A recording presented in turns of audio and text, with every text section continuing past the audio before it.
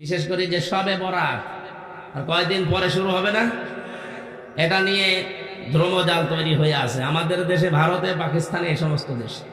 এটা ক্লিয়ার করা দরকার। আসলে শবে বরাত কি, কেন আসে, কি শিক্ষা দেওয়ার জন্য 1 বছর পর পর এই শাবান মাসটা আসে। আজকে 3 তারিখ, দেখতে দেখতে মাসটাও চলে যাবে। অথচ রজব শুরু হওয়ার প্রথম দিক থেকে নবীজি দোয়া করতেন, আল্লাহুম্মা বারিক লানা ফি রজব ওয়া শাবান ওয়া বাল্লিগনা রমাদান। রজব আর শাবানের বরকত দাও। সে বরকত কি, সেই বরকতের কথাগুলো এই আয়াতে আছে। ইন্না আনজালনাহু কুরআনান ফি লাইলাতিন মুবারাকা ইন্না কুন্না মুনজিরিন। অবশ্যই আমি এই কোরআনকে বরকতময় রাত্রিতে নাযিল করেছি। অবশ্যই আমি আল্লাহ সতর্ককারী। এখানে সতর্ককারী কে? আল্লাহ যেটার দ্বারা সতর্ক করেছেন তার নাম কি? কোরআন। বলেন তার নাম কি? এই কোরআনের ভেতরে ফিহা ইফরাকু কুল্লু আমরিন হাকিম আমরাম মিন ইনদিনা। এই শবে বরাত নামে যে রাতটা আমাদের দেশে আমরা পালন করে থাকি, এই গুরুত্বপূর্ণ রজনীর দিকে ইঙ্গিত দিয়েছে তাফসীর কারকরা। এই গুরুত্বপূর্ণ রজনীতে 5টা জিনিস আমার আল্লাহ নির্ধারিত করেন বিশেষভাবে। আরো অনেক জিনিসের নাম আছে। 5টা জিনিস আমার আল্লাহ এই দিন তার আদেশ অনুযায়ী স্থির করেন। জোরে বলেন সুবহানাল্লাহ। ইন্না কুন্না মুরসিলিন। অবশ্যই আমি আল্লাহ রাসূলদেরকে পাঠিয়েছি রহমাতাম মির রাব্বিকা, তোমার রবের পক্ষ থেকে এটা রহমত, দয়া। ইন্নাহু হুয়াস সামিউল আলিম। অবশ্যই তিনি শ্রবণকারী এবং জ্ঞানী। এখানে সবে কদর সম্পর্কে আমি 5টা হাদিস আমার দৃষ্টিতে পেয়েছি। হযরতে আয়েশা থেকে বর্ণিত, হযরতে আবু বকর থেকে বর্ণিত, হযরতে ওমর ফারুক থেকে বর্ণিত, হযরতে মুআয ইবনে জাবাল থেকে বর্ণিত, হযরতে আবু হুরায়রা থেকে, এত বড় বড় সাহাবী থেকে 5 জন থেকে বর্ণিত। নিসফে শাবানের যে হাদিস, এটা দুর্বল না, এটা শক্ত হাদিস। আর যারা বেদাত বেদাত বেদাত বলে চালিয়ে দিতে চান, এটা বেদাত নয়। পালন যারা করছেন না, করবেন, অন্তত নফল কাজগুলো আর জোরে সোরে করবেন। শুধুমাত্র হালিয়া রুটি, গোশত রুটি খেয়ে সারা রাত কাটিয়ে দেবেন, শবে বরাত পালন হচ্ছে না। আল্লাহ পাক এ রাতে, বরকতময় রাতে, শবে কদরের কথাই বেশি মুফাসসির ইঙ্গিত দিয়েছেন। শবে কদরের নামও কেউ কেউ জানিয়েছেন। গুরুত্বপূর্ণ হিকমতপূর্ণ কিছু কাজ আমার আল্লাহ এ রাতে সম্পাদন করেন। তার ভেতরে অন্যতম আমরাম মিন ইনদিনা, তোমার রবের আদেশ ক্রমে, রবের আইনের দ্বারা।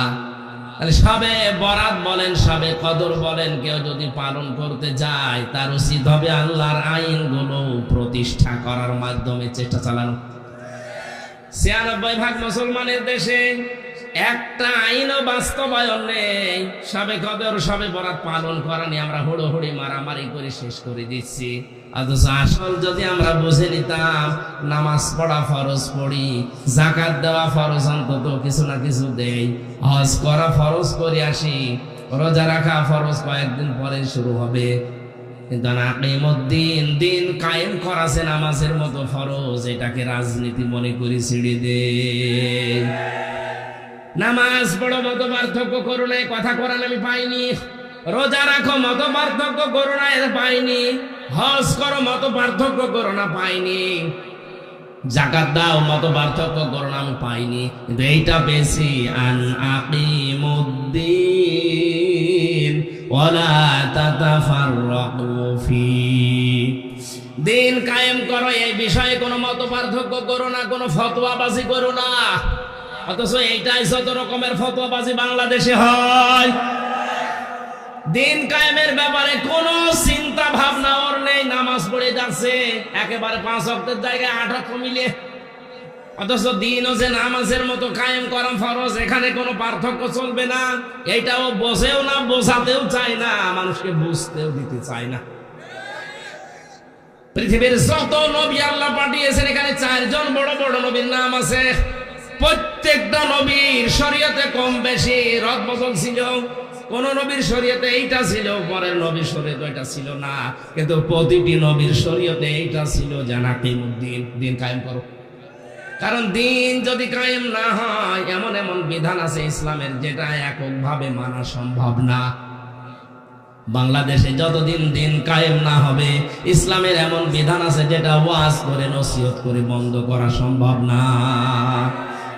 কিয়ামত পর্যন্ত ওয়াজ করে জেনা বন্ধ হবে, আরো জোরে সুদ বন্ধ হবে, ঘুষ বন্ধ হবে।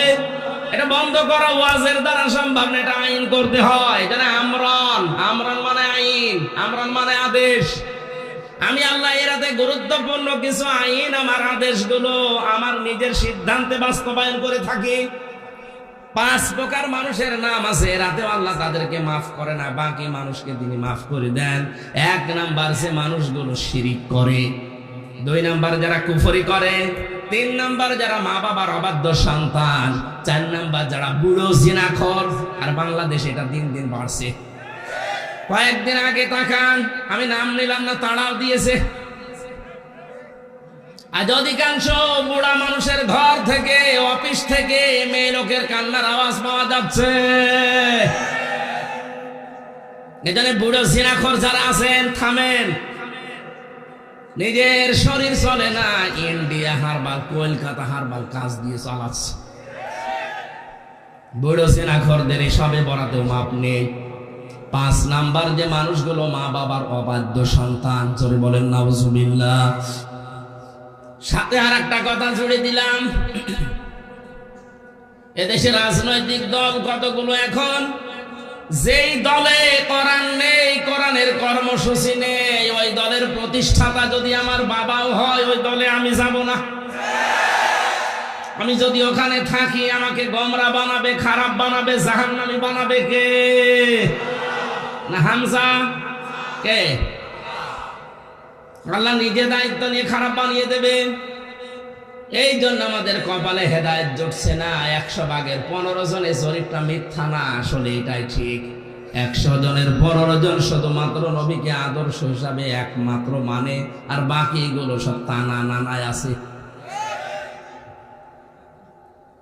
হ্যাঁ, ওর জুব্বা আছে, ওর পাগড়ি আছে, ও নামাজ 5 ওয়াক্তের জায়গায় 6 ওয়াক্ত পড়ে, তাহাজ্জুদ মিলে। মনে মনে করছে আমি জান্নাত পেয়ে বসে আছি, অথচ ওর যে ঈমান ভেঙে গেছে ওর টের পায় না। আব্দুল্লাহ ইবনে উবাইয়ের পুরা জীবন আমি পড়ে দেখেছি। লোকটার পুরা জীবন আমি পড়তেছে, আমার চোখে শুধু একটা ভুল ধরা পড়েছিল। ওর নামাজ, রোজা, দাড়ি, টুপি, পাগড়ি, দস্তরখানা বিছিয়ে খাবার খাওয়া, খাবারের পরে মিষ্টি খাওয়া, নবীজির পেছনে নামাজ পড়া, সব বেশি। শুধু এক জায়গায় নবীকে মানত না, রাজনৈতিক জীবনে বিশ্ব নবীকে বাদ দিয়েও মেনে নিয়েছিল আবু সুফিয়ানকে। আপনার মাথা কি এখনো মগজে কাজ করে না? আপনি নামাজ পড়েন সিরাজগঞ্জের বেলকুচির শেরনগর, কেসেনে গ্রাম, আমার মনে হয় কুষ্টিয়ায় যে যদি শেরনগর বলেন কিয়ামতের আগে চিনবে না। অথচ নামাজ পড়েছে কাবা শরীফে, মসজিদে নববীতে, তাও হামজার পেছনে না, নামাজ পড়েছে রাসূলুল্লাহর পেছনে। ওর সব ঠিক পেলাম, খালি একটা জায়গায় একটু ঝামেলা। রাজনৈতিক দর্শনে সে নবীকেও মানতে পারে না, ওর নিজের কিছু স্বার্থের কারণে ও তলে তলে অনুসরণ করে চলতো রাজনৈতিক আদর্শ হিসাবে আবু জেহেলকে। একটা মাত্র কারণে ওর জন্য কোরআনে কারিমে আল্লাহ আয়াত নাযিল করেছেন, ইস্তাগফির লাহুম আও লা তাস্তাগফির লাহুম ইন তাস্তাগফির লাহুম ৭০ মাররাতান। এটা তাফসীরে হাক্কানিতে আছে, মুফাসসির লিখেছেন ৭০ মাররাতান পর্যন্ত বলার পরে ফেরেশতা জিবরাইল থেমে যায়। হে নবী, আপনি এর জানাজার নামাজ পড়িয়ে কবরে দেবেন, থামেন। এর জন্য যদি আপনি ক্ষমা চান আর না চান সমান হবে, এমনকি ৭০ বারও যদি মাফ চান আল্লাহ মাফ করবে না। নবীজি বলেন, ফেরেশতা কথা যা বললে এ পর্যন্ত, না এরপরে আর আছে যে ৭০ বার মাফ চাইলে মাফ হবে না। আমি নবী এর জন্য ৭১ বার মাফ চাবো। আল্লাহ তো ৭১ বারের কথা বলে নাই, বলেছে ৭০ বার। কথা বলে না কেন? নবীজি মনে মনে স্থির করেছিলেন যে এর জন্য আমি ক্ষমা চাবো। হঠাৎ করে ফেরেশতা আয়াতের পরবর্তী অংশ শোনালেন, ফালা ইয়াগফিরাল্লাহু লাহুম। এখানে যারা আলেম আছে, ইয়াগফির এটা মজারে, বর্তমান, ভবিষ্যৎ, প্রেজেন্ট, ফিউচার। এর আগে লান আছে, এর আগে ফা আছে। ফা 19টা অর্থে ব্যবহার হয়, লাং ব্যবহার করা হয় মজারের আগে। বাংলা অর্থ দাঁড়াবে কোশ্চেন কালেও হবে না। আল্লাহ জিবরাইলকে দিয়ে গ্যারান্টি দিয়ে জানালেন, হে নবী, এই লোকটা শুধু না, তাকান, এখানে কিন্তু কা দেয়নি বা আব্দুল্লাহ বিন উবাই নামটা আল্লাহ দেয়নি, দিয়েছেন হুম। হুম বহু বছর এটা জমির, এই কারণে আয়াতটা পড়লাম। আল্লাহ পাক বলেন, হে নবী, এর জন্য 71 বার না, শুধু না, এর মতো চরিত্র কিয়ামত পর্যন্ত যারা অর্জন করবে তাদের জন্য যদি কেউ 71 বার না কোটি কোটি বার ক্ষমা চায়, তাদের কোনো ক্ষমা নেই। এ ফতোয়া দিলাম আমি, বলেন কে? আরো জোরে কে? তাহলে এই বাংলাদেশে যাদের সব ঠিক আছে, রাজনৈতিক দর্শনে যে নবীকে মানে না, অন্য কাউকে মেনে চলে, বলেন তো এই লোকটা মারা গেলে 50টা গরু জবাই করে দিলেই মাফ হবে, কে বলেছে আপনাকে? তাহলে কোরআনের এই আয়াত তো ভুল হয়ে যাবে। কথা বলেন ঠিক কিনা? আমি আশা করছি আপনি বুঝেছেন এই বাস্তবতা। এর পরেও নবীজিকে আমার আল্লাহ শেষ কথা জানিয়েছেন, ওয়ালা তুসাল্লি আলা আহাদিম মিনহুম মাতা আবাদা ওয়ালা তাকুম আলা কবরি। সূরা তাওবার 80-84 নাম্বার আয়াতের প্রথম অংশে আছে, হে নবী, এই লোকটার জানাজার নামাজ তো দূরের কথা, এর কবরের পাশেও আপনি দাঁড়াবেন না। শুধু এর না, হুম দিয়েছেন এখানেও, ওয়ালা তুসাল্লি আলা আহাদিম মিনহুম, এর মতো যে কেউ এরকম চরিত্র বানাবে তার কবরের পাশে দাঁড়ানো জায়েজ নেই। অথচ সারা জীবন কমিউনিস্ট আন্দোলন করে, মরে গেলে হুজুর নিয়ে জানাজা পড়িয়ে কবরে দিয়ে দোয়া করাচ্ছে, মনে হচ্ছে জান্নাতুল বাবার ও ঠিকাদারি নিয়েছে। এগুলো সব ভণ্ডামি চলছে ভারত, বাংলাদেশে, পাকিস্তানে। ওগুলো যদি হয় কোরআন শরীফ মিথ্যা হয়ে যাবে। এই জন্য আপনাকে সাবধান করছি, সাবধান হন। তেলাওয়াত কিন্তু আয়াতে ওই কথাগুলো আল্লাহ দিয়েছেন সাবধান বাণী হিসাবে। আমরা কোরআনে কারিমের তাফসিরে প্রবেশ করছি, তাফসির আকারে। জবান খুলে পড়েন, আউযু বিল্লাহি মিনাশ শাইতানির রাজিম, বিসমিল্লাহির রহমানির রহিম,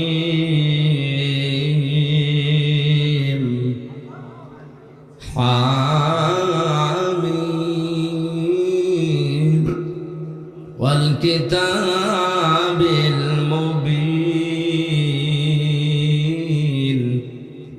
ইন্না আনজালনাহু ফি লাইলাতিন মুবারাকা, ইন্না কুন্না মুনজিরিন। এ পর্যন্ত থাক। সূরা দোখান 44 নাম্বার সূরা কোরআনে কারিমের মক্কায় আল্লাহ নাজিল করেছেন। 59টা আয়াত আছে, 3টা রুকু আছে। প্রথম থেকে 6টা আয়াত আমরা পড়েছি। কোন আয়াত থেকে তাফসীর শুনতে হলে চিন্তা করা লাগবে ওই আয়াতের মূল বক্তব্য কি। আল্লাহ রাব্বুল আলামিন এই আয়াতগুলোর মূল বক্তব্য হিসেবে জানিয়েছেন সতর্কতা। কি বলেন? বলেন।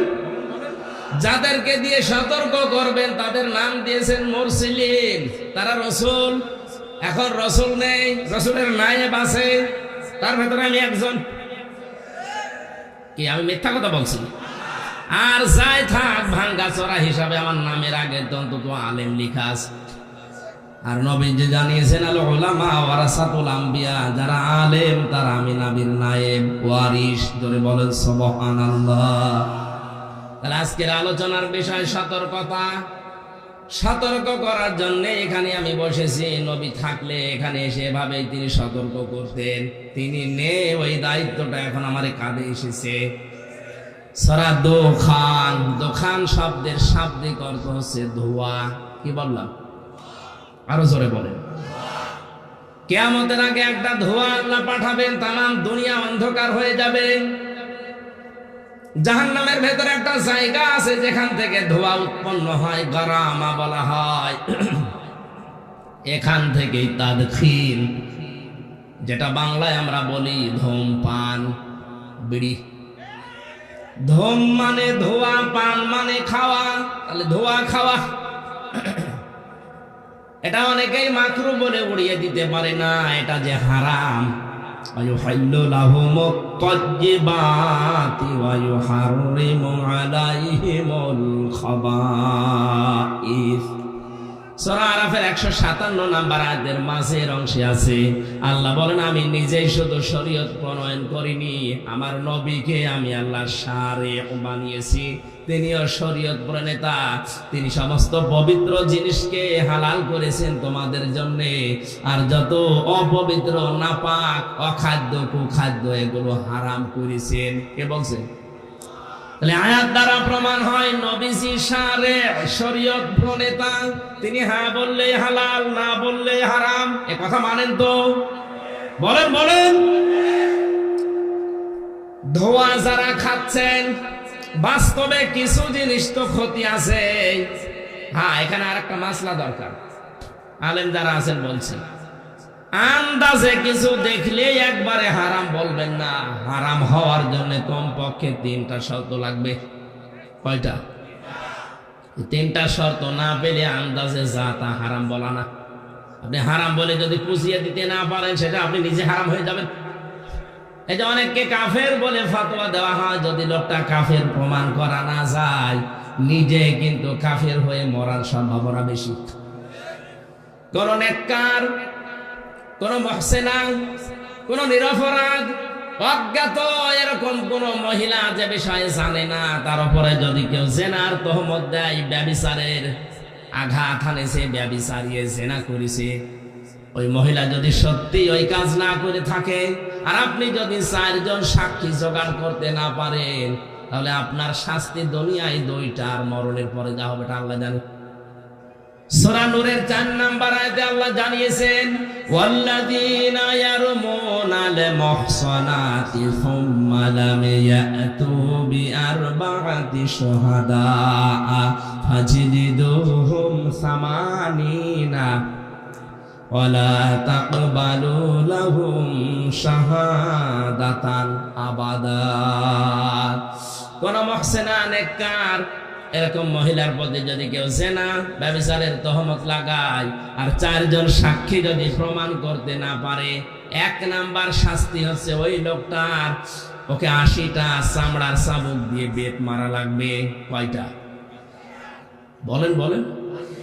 2 নাম্বার হচ্ছে যতদিন বেঁচে থাকবে, ওয়ালা তাকবালু লাহুম শাহাদাতান আবাদা, ওর সাক্ষী আর কোর্টে কাছারিতে কোনো বিচারে সালিশে আর গ্রহণ হবে না, ওর সাক্ষী শেষ। কত বড় শাস্তি আপনি টের পাচ্ছেন? একজন নিরপরাধ মানুষের উপরে যদি মিথ্যা তহমত দেওয়া যায়, 2টা শাস্তি তার জন্য। 80টা বেত মারা লাগবে তার চামড়ার চাবুক দিয়ে, আর জীবনেও তার সাক্ষী গ্রহণ করা হবে না। এটা যদি আজ বাংলাদেশের সূরা নূরের এই 4 নম্বর আয়াতটা আমার মনে হয় সংসদে যদি কায়েম থাকতো, এই দেশে হাজার হাজার মিথ্যা মামলায় মানুষ খালাস পেয়ে যেত। কারণ আপনার সাক্ষীটা গ্রহণ হবে না।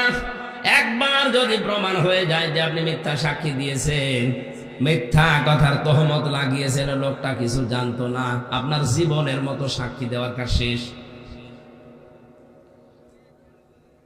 আমার বিষয়টা যেহেতু ওইদিকে না, আমি যেটা বোঝানোর জন্য বলছিলাম, তাদখিন, এটা বাংলা অর্থ হচ্ছে বিড়ি বা ধূমপান। কিয়ামতের আগে আল্লাহ বিশাল একটা ধোঁয়া সৃষ্টি করবেন, সব অন্ধকার হয়ে যাবে, শুধুমাত্র আলো থাকবে তাদের কাছে যাদের কাছে এই কোরআন ছিল। কারণ কোরআনের এক নাম আলো বা নূর। কি নাম? বলেন বলেন। আল্লাহ রাব্বুল আলামিন বলেন, হামিম ওয়াল কিতাবিল মুবিন। কেউ জানে না। কেউ কেউ বিভিন্ন তাফসীর করার চেষ্টা করেছে, আমরা ওদিকে যাব না, কারণ আমরা নিজেরা জানি না। আল্লাহু আ'লামু বিমুরাদিহি, এর আসল অর্থ জানেন আল্লাহ। ওয়াল কিতাবিল মুবিন, আল্লাহ বলেন স্পষ্ট কিতাবের কসম। কিসের? শব্দটার দিকে তাকান তো, ওয়া দেওয়ার পরে আলিফ লাম আছে। আমি আলেমদেরকে বলছি, দেখি এনারা কি পড়েছে। ওয়াল কিতাবিল মুবিন, আলিফ লাম দিয়েছে। আল্লাহ মনে হয় খেলা করার জন্য।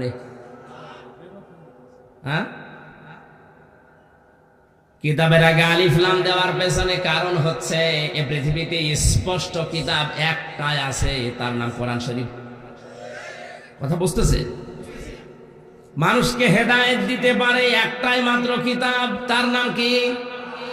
আলিফ লাম যে 4 প্রকার আমরা জানি, তার ভেতরে এক প্রকার এখানে আছে, নির্দিষ্ট করে দিয়েছেন আল্লাহ স্পষ্ট কিতাবকে, যে মানুষকে এটা হেদায়েত দিতে পারে। যালিকাল কিতাবু লা রাইবা ফীহি, এখানে কিতাবের আগে আলিফ লাম আছে। কি আছে?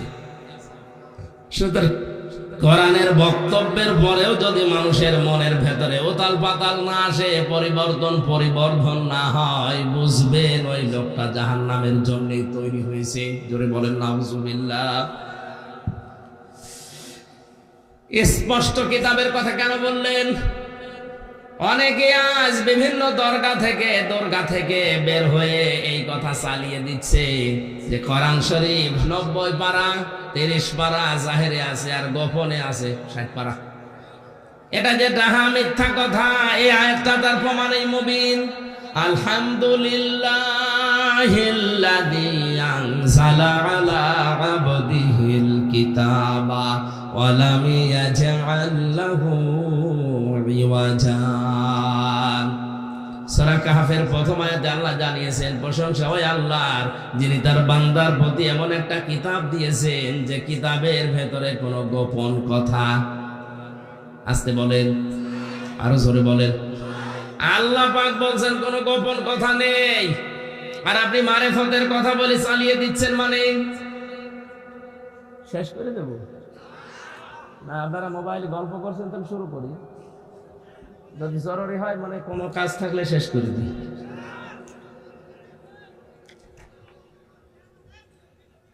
না, এই জায়গাতে যেটা নিয়ে আমি কথা বলার জন্য মানে বসেছি, বিশেষ করে যে শবে বরাত আর কয়েকদিন পরে শুরু হবে না, এটা নিয়ে ধ্রুমজাল তৈরি হয়ে আছে আমাদের দেশে, ভারতে, পাকিস্তানে, এই সমস্ত দেশে। এটা ক্লিয়ার করা দরকার। আসলে শবে বরাত কি, কেন আসে, কি শিক্ষা দেওয়ার জন্য 1 বছর পর পর এই শাবান মাসটা আসে। আজকে 3 তারিখ, দেখতে দেখতে মাসটাও চলে যাবে।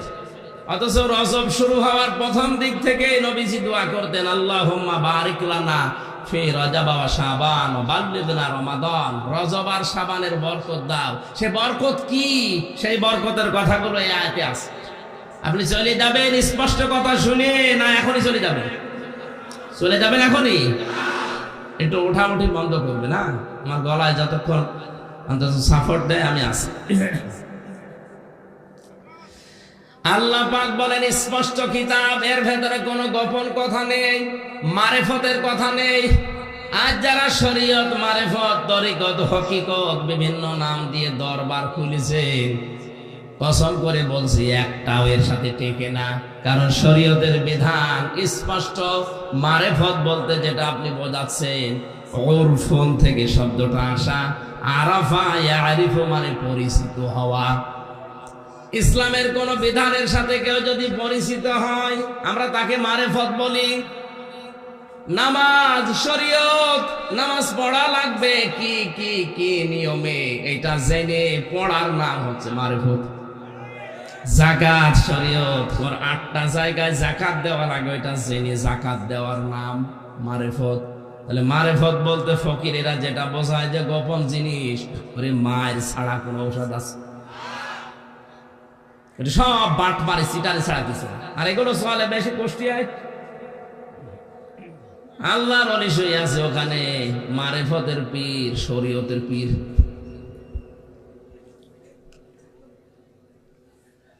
কোরআনে কোনো গোপন কথা নেই, কোরআনে যা আছে সব স্পষ্ট কথা। এই কারণেই কোরআনের কাছে যারা আসে ওরা আর গোপনেও থাকতে চায় না, ওরা ওপেন হতে চায়। কিছু কিছু মানুষ এই দিনকালের অবস্থা দেখে বলে, হুজুর দিনকাল ভালো না, গোপনে আসি। গোপনে আসি মানে, আরে ভাই দিনকালকে ১৫০০ বছর আগে ভালো ছিল বলেন? প্রকাশ্য মানুষকে ছিঁড়িয়ে ফেলা হয়েছে,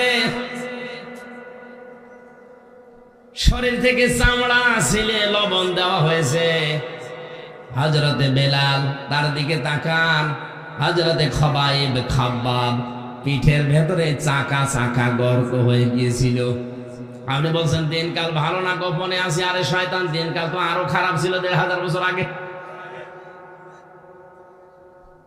হ্যাঁ, সবার জন্য ওই রকম দিন আসে নাই। দিনকাল খারাপ তাদের জন্য যে মানুষটা ১৫ বছর ঘরে থাকতে পারে না, তার জন্য।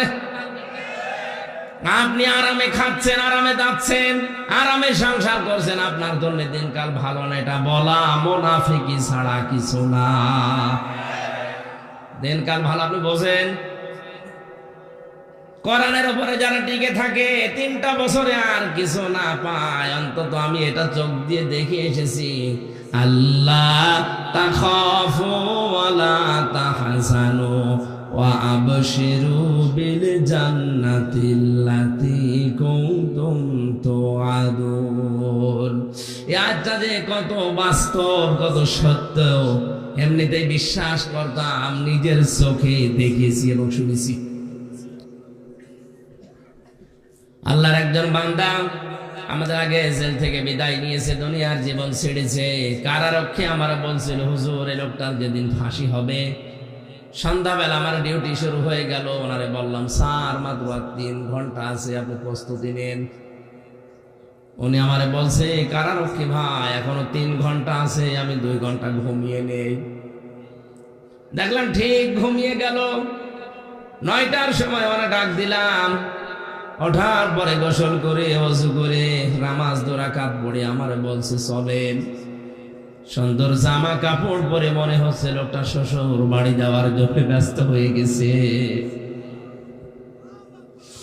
কারারক্ষী তোরাবালি চোখের পানি ফেলে দিয়ে বলছিল, হুজুর আমার তো আশ্চর্য লাগে, যার 3 ঘন্টা পরে ফাঁসি, সে লোকটা বলছে আমি 2 ঘন্টা ঘুমিয়ে নেই। ঠিক দেখলাম ঘুমিয়ে গেল। লোকটার ঘুম আসলো কি করি আমার মাথায় ধরে না। জেলখানায় সবচাইতে বেশি সমস্যা ঘুমের। ওখানে যত আরামেই থাকেন না কেন ঘুম আসতে চায় না, এজন্য সবচাইতে বেশি চলে ঘুমের বড়ি। আমরা ঘুমের বড়ি খেয়ে ঘুম আসাতে পারি না, অথচ যার মাথার উপরে দড়ি ঝুলে আছে মাত্র 3টা ঘন্টা, সে লোকটা বলছে যে আমি 2 ঘন্টা ঘুমাই, তুমি 1 ঘন্টা আগে ডেকে দিও। এটা কি এমনি এমনি বলা যায় মনে করছেন? অত সহজ বিষয় না। শুনে যত আনন্দ লাগছে, এটা অত সহজ না। খালি ধৈর্যের নাম শুনেছি জীবনে, ধৈর্য যে কি, কেমন করে ধৈর্য ধরা লাগে, প্র্যাকটিক্যাল লাইফ আমি নিজে ধরে দেখে এসেছি। এত কঠিন জিনিস, কোরআনের সবচাইতে বেশি ব্যবহার করা শব্দের ভেতরে সবর, ধৈর্য অন্যতম। এটা আল্লাহ এমনি বলে নাই, ওরকম জায়গায় পড়েননি, এজন্য আপনি টের পাচ্ছেন না। যে লোকটা বলছে আমি 2 ঘন্টা ঘুমিয়ে নেই, ওই লোকটার ছেলে গুম হয়ে আছে, তাও সাধারণ ছেলে না, ছেলে ব্যারিস্টার। বাংলাদেশ না, বিশ্বের ভেতরে যদি 10টা ম্যাগনেট থাকে, সে একটা লক্ষ লক্ষ মানুষের কর্মসংস্থান তৈরি করে দিয়েছে। এত বড় পর্যায়ে যে লোকটা আছে, তার মাত্র 3টা ঘন্টা জীবনে বাকি আছে, ও 2 ঘন্টা ঘুমিয়েছে এমনি না। এই আয়াতটা বলছে আল্লাহ তাখাফু ওয়ালা তাহজানু। সত্যি যদি কোনো মানুষ ইমানের উপরে আল্লাহকে রব বলে টিকে থাকতে পারে, ফেরেশতা নাজিল হয়ে তাকে বলে ভয় পেও না, চিন্তা করো না। মুফাসসির লিখেছেন কিসের ভয়, কিসের চিন্তা? ফেরেশতা তার কানের কাছে এসে বলে, আল্লাহর বান্দা, তোমার হয়তো চিন্তা হতে পারে যে আমার ছেলেটা গুম হয়ে আছে, কি হবে তার? আমার স্ত্রী বিধবা হয়ে যাবে, কি হবে তার? আমার মেয়েটা ডাক্তার, কি হবে তার? আমার এত বড় বিশাল সম্পদ, এত বড় নাম ডাক, কি হবে এগুলো? ফেরেশতা কানের কাছে মুখ নিয়ে যেন বলতে থাকে, চিন্তা নেই, ভয় নেই, এগুলো আল্লাহ নিজে পাহারা দেবে। এই কারণে তার ঘুম এসেছে। আপনি ওই পর্দায় পৌঁছান তো দেখি। পরের শব্দ আরো কঠিন। ওয়াবশিরু বিল জান্নাতিল্লাতী কুনতুম তুআদুন। আল্লাহ পাক বলেন, ফেরেশতারা কানের কাছে মুখ নিয়ে কথাও বলতে থাকে, কোনো ভয় নেই, কোনো চিন্তা নেই, ওগুলোর চিন্তা টেনশন সব আল্লাহ নিয়েছে। তুমি জান্নাতের সুসংবাদ গ্রহণ করো, ওই তাকাও, তোমার জান্নাত দেখা যাচ্ছে। যার ওয়াদা আল্লাহ করেছিলেন, ফেরেশতারা তখন তার সাথে হাসতে খেলতে আর বলতে থাকে, নাহনু আউলিয়াউকুম ফিল হায়াতিদ দুনিয়া ওয়া ফিল আখিরাহ ওয়া লাকুম ফিহা মা তাশতাহি আনফুসুকুম ওয়া লাকুম ফিহা মা তাদউন নুজুলাম মিন গফুরির রহিম।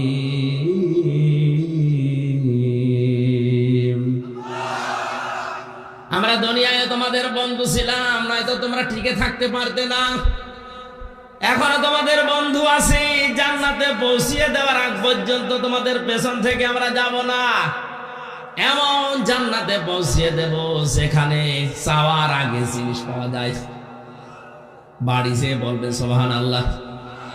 আমার কথা ছিল কি, যেই মানুষগুলো কোরআনের কাছে আসে, এটা যেহেতু ওপেন কিতাব, গোপন না, এই জন্য এর কাছে যারা আসবে বুঝে শুনে, তারা আর গোপন থাকতে চায় না। দুনিয়া একদিকে চলে গেলেও তারা ওপেন হতে চায়। হযরত ওমর যেদিন কোরআনের কাছে এসেছিলেন, ডাক দিয়ে বললেন, হে নবী, কোরআন সত্য না মিথ্যা? নবীজি সঙ্গে সঙ্গে জবাব দিয়েছেন, এটা হক, আমার আল্লাহর বাণী, এটা সত্য কথা। হযরত ওমর বলেন, হে নবী, সত্য জিনিস গোপনে থাকবে কেন? আপনি আমারে অনুমতি দেন, আমি এই সত্য কোরআনের পক্ষে একটা মিছিল করে আসি। তিনি মিছিল নিয়ে কাবার চত্বরের দিকে গেলেন। লিল্লাহে তাকবীর, লিল্লাহে তাকবীর, লিল্লাহে তাকবীর। ঘরের জানালা দরজা খুলে কাফেরেরা দেখে মিছিলের সামনে হযরত ওমর। তাড়াতাড়ি জানালা দরজা বন্ধ করে বলছে, দরকার নেই, ওর সামনে গেলে মাথা থাকবে না। আজও যারা ইসলাম নিয়ে বান্দরামি করছে, আমি নাম নিলাম না, এই ষড়যন্ত্রকারীদের মুখোশ কিন্তু উন্মোচন অলরেডি হয়ে গেছে। আপনারা থামেন, সুযোগ দিচ্ছে যা বাংলার জনগণ সুযোগ দিচ্ছে, থামেন। এভাবে যদি করতে থাকেন, 64 জেলা থেকে এক একজন ওমর যদি বের হয়, অর্থ পাবেন না।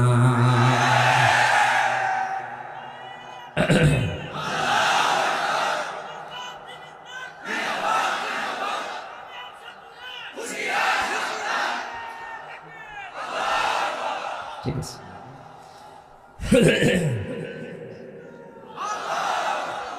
সূক্ষ্ম সূক্ষ্ম কয়েকটা ষড়যন্ত্র আমার প্রায় 34টা ধরা পড়েছে আমার এই ছোট মেধায়। এই যে আব্দুল কুদ্দুস ভাই একটা বইও নিয়ে এসেছেন, ধরিয়ে দিয়েছে। এটা যদি শুধু সিলেবাসে থাকতো, কসম আল্লাহর কিছু বলতাম না। আজ হয়তো সিলেবাসে আছে, কালকে রাষ্ট্রীয়ভাবে নিজেরা আইন পাশ করে সংসদ থেকে বলবে এটা করা লাগবে। শরীফ থেকে শরীফা, এটা অত সহজ বিষয় না। সকালবেলা বলছে আমি শরীফ, বিকালে বলছে না আমার যেন শরীফা মনে হচ্ছে। আপনি হন, শরীফা হন আর লতিফা হন, আমার নিষেধ নেই। কিন্তু বিকাল বেলায় যখন আপনি দাবি করবেন যে আমার শরীফা মনে হচ্ছে, তখন তো আপনি আর একটা দাবি করবেন যে আমার মহিলা হোস্টেলে সিট দেওয়া লাগবে। এখন যদি বলেন মহিলা হোস্টেলে সিট নিলাম, তাতে কি হয়েছে? আমি তো শরীফা। আরে বেটা, তুই শরীফা যতই দাবি করবি, মাল তো তুই শরীফ। ওখানে আমার বোন আছে, আমার মেয়ে আছে, আমার ফুফু আছে, এই কথা বলে না কেন? ওই জায়গায় তুই থাকলে আপনি টের পাচ্ছেন না কোন জায়গায় যাচ্ছে? একজন প্রশ্ন করছে, হুজুর, যুবক যুবতী এক জায়গায় রাতে থাকা যায় আছে কিনা? জায়েজ বলা দূরের কথা, তুই এক জায়গায় থাকবি?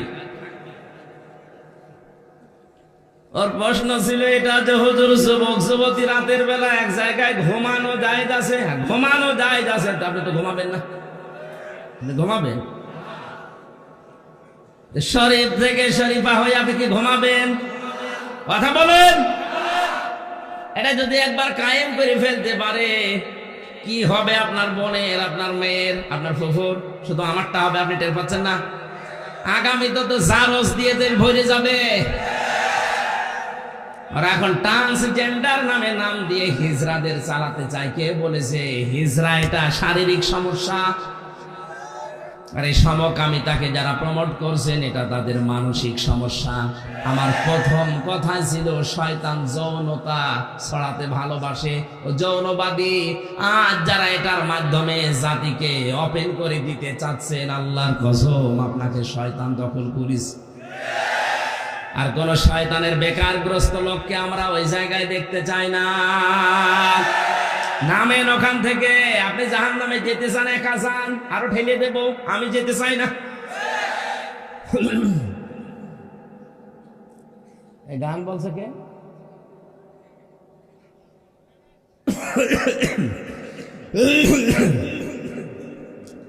কোরআনে কারীম হচ্ছে স্পষ্ট কিতাবের কাছে আসলে আর কেউ গোপন থাকতে চায় না, ওপেন হতে চায়।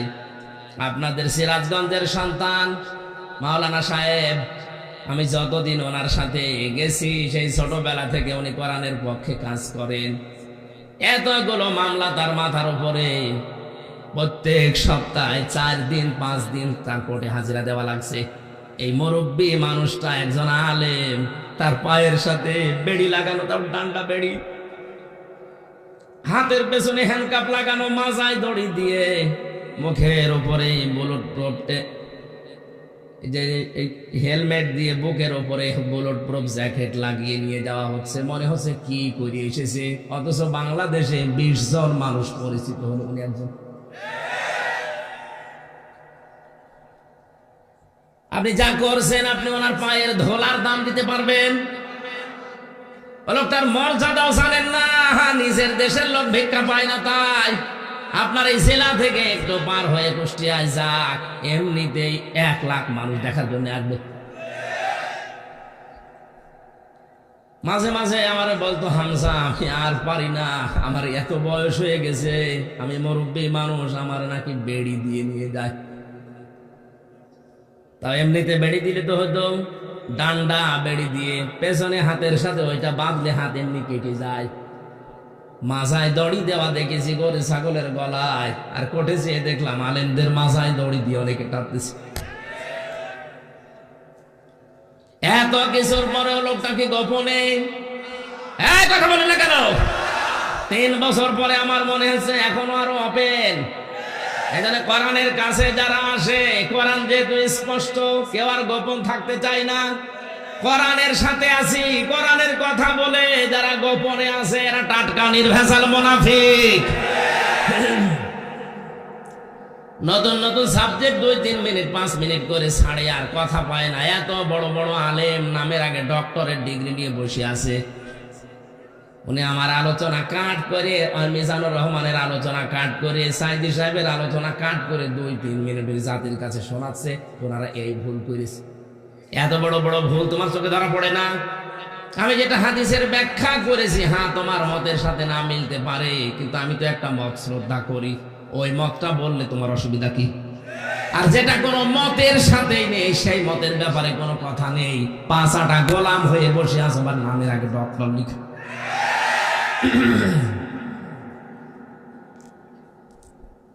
আশা করছি আপনি বুঝে ফেলেছেন।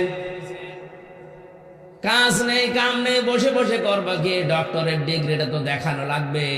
এই কাটসাট করে 1.5 মিনিট 2 মিনিটের বক্তব্য তখন দেয় জাতির কাছে, উনি এই বলিস এই বলিস। এটা নতুন কিছু তথ্য নিয়ে আসো তো কোরআন থেকে। আমি তো 34টা পেয়েছি, এখন বলতে গেলে আমার গলা সাপোর্ট করলে আমি বলতাম সবগুলো, কণ্ঠ সাপোর্ট করছে না, কণ্ঠ ভেঙে যাচ্ছে, এই জন্য বলছি না। যতটুকু আমি পেরেছি, আপনার মতো অত বয়স হলে আমি আরো পারতাম। আপনি তো আমার দাদার বয়সী, আমার যদি এখন 33 বছর বয়স হয়, আপনি তো 80 বছরের বয়স। ঠিক আছে, 3টা বছর আসলে ভেতরে ছিলাম, তো এক ঘরের ভেতরে আমরা ছিলাম তালাবদ্ধ, একেবারে 24 ঘন্টা ফাঁসির কন্ডেন্স ছিলি। খাবার দাবার ভালো না, চিন্তা টেনশনে ভেতরে সব ফাঁপা হয়ে গেছে। স্বাভাবিক হতে কিছুদিন সময় লাগবে, মনে করলাম আরো কিছুদিন পরে অনুষ্ঠানগুলো শুরু করি। মানুষ যে মুরব্বী মানুষ বলে হুজুর হাত চেপে ধরে, কি করে বাধ্য হয়ে আসি, শরীরেও কটল করে না, ওই গলাও সাপোর্ট করে না, শেষে কষ্ট হয়ে যায়। যাওয়ার সময় আমার এই জেলখানা থেকে লিখিত এই 2টা বই, ওই দাম্পত্য সমস্যা এবং সমাধান, এটা মেয়েদের জন্য আর পুরুষদের জন্য আছে। 2টা আছে, স্টেজে পাওয়া যায়, মাত্র কয়টা 200টা পিস আছে। যাওয়ার সময় নিয়ে ওনাদের উপহার দিয়ে, কাজে লাগবে। পরকীয়া প্রেমে যারা লিপ্ত আছে, বইটা পড়লে আমার বিশ্বাস তারা ফিরবে, যদি মানুষ হয়। আর যদি ওই ওই সংসদে গান গাইছে ওর মতো হয়, তা 4-5টা পাল্টিয়ে ওর এখন হচ্ছে। সে তসলিমা নাসরিনও বলেছে এই দেশে কোনো পুরুষ মানুষই নেই, করবো কি? পুরুষ মানুষ নেই, এগুলো কি? চাচা এরশাদ 80 বছর বয়স স্ট্যাটাস দিত যে এখনো আমার যৌবন অটুট। ও মহিলা কি চাচা এরশাদকে দেখেনি? এইরকম লোক দরকার ছিল। ঢন্ডায় যারা আছেন, পরকীয়া প্রেমে লিপ্ত যারা, আসক্ত যারা, এটা একটা ক্যান্সারের মতো। যারা ব্লু ফিল্ম দেখে, উলঙ্গ নাচ দেখে, এটা একটা ক্যান্সার। মানসিক ক্যান্সার থেকে মুক্ত হওয়ার জন্য, পরকীয়ায় আসক্ত থেকে ফিরে আসার জন্য বইটা খুব দামি। যাওয়ার সময় নিয়ে স্ত্রীকে উপহার দেবেন, আর মেয়েরা যদি নিতে পারেন স্বামীকে বলবেন এটা তোমাদের জন্য, পড়ো, কাজে লাগবে। ইন্না আনজালনাহু কুরআনান ইন্না আনজালনাহু ফি লাইলাতিন মুবারাকা ইন্না কুন্না মুনজিরিন। অবশ্যই আমি এই কোরআনকে বরকতময় রাত্রিতে নাযিল করেছি। অবশ্যই আমি আল্লাহ সতর্ককারী। এখানে সতর্ককারী কে? আল্লাহ যেটার দ্বারা সতর্ক করেছেন তার নাম কি? কোরআন। বলেন তার নাম কি? এই কোরআনের ভেতরে ফিহা ইফরাকু কুল্লু আমরিন হাকিম আমরাম মিন ইনদিনা। এই শবে বরাত নামে যে রাতটা আমাদের দেশে আমরা পালন করে থাকি, এই গুরুত্বপূর্ণ রজনীর দিকে ইঙ্গিত দিয়েছে তাফসীর কারকরা। এই গুরুত্বপূর্ণ রজনীতে 5টা জিনিস আমার আল্লাহ নির্ধারিত করেন বিশেষভাবে। আরো অনেক জিনিসের নাম আছে, 5টা জিনিস আমার আল্লাহ এই দিন তার আদেশ অনুযায়ী স্থির করেন। জোরে বলেন সুবহানাল্লাহ। ইন্না কুন্না মুরসিলিন। অবশ্যই আমি আল্লাহ রাসূলদেরকে পাঠিয়েছি রহমাতাম মির রাব্বিকা, তোমার রবের পক্ষ থেকে, এটা রহমত, দয়া। ইন্নাহু হুয়াস সামিউল আলিম। অবশ্যই তিনি শ্রবণকারী এবং জ্ঞানী। এখানে সবে কদর সম্পর্কে আমি 5টা হাদিস আমার দৃষ্টিতে পেয়েছি। হযরতে আয়েশা থেকে বর্ণিত, হযরতে আবু বকর থেকে বর্ণিত, হযরতে ওমর ফারুক থেকে বর্ণিত, হযরতে মুআয ইবনে জাবাল থেকে বর্ণিত, হযরত আবু হুরায়রা থেকে, এত বড় বড় সাহাবী থেকে 5 জন থেকে বর্ণিত। নিসফে শাবানের যে হাদিস, এটা দুর্বল না, এটা শক্ত হাদিস। আর যারা বেদাত বেদাত বেদাত বলে চালিয়ে দিতে চান, এটা বেদাত নয়। পালন যারা করছেন না, করবেন, অন্তত নফল কাজগুলো আর জোরে সোরে করবেন। শুধুমাত্র হালিয়া রুটি, গোশত রুটি খেয়ে সারা রাত কাটিয়ে দেবেন, শবে বরাত পালন হচ্ছে না। আল্লাহ পাক এ রাতে, বরকতময় রাতে, শবে কদরের কথায় বেশি মুফাসসির ইঙ্গিত দিয়েছেন। শবে কদরের নামও কেউ কেউ জানিয়েছেন। গুরুত্বপূর্ণ হেকমতপূর্ণ কিছু কাজ আমার আল্লাহ এ রাতে সম্পাদন করেন। তার ভেতরে অন্যতম আমরাম মিন ইনদিনা, তোমার রবের আদেশ ক্রমে, রবের আইনের দ্বারা। সবে বরাত বলেন, সবে কদর বলেন, কেউ যদি পালন করতে যায় তার উচিত হবে আল্লাহর আইনগুলো প্রতিষ্ঠা করার মাধ্যমে চেষ্টা চালানো। 96% মুসলমানের দেশে একটা আইনও বাস্তবায়ন নেই। সবে কদর, সবে বরাত পালন করা নিয়ে আমরা হুড়োহুড়ি মারামারি করে শেষ করে দিচ্ছি।